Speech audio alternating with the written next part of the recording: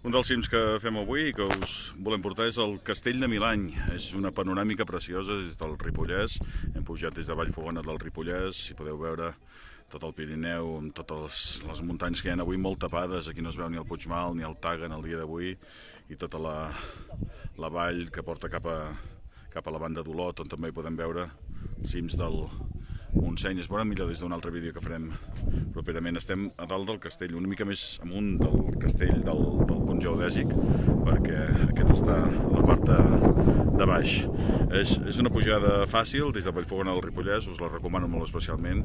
Aquí al fons també es veuria el Perafort, que però no es veu. I estem a la part de dalt del castell, que encara conserva un dels murs del castell dels senyors de Milany. I aquí a baix hi haurà el punt geodèsic. El castell de Milany, 1.500 i escaig metres, 1.524 crec, el Ripollès. Gràcies.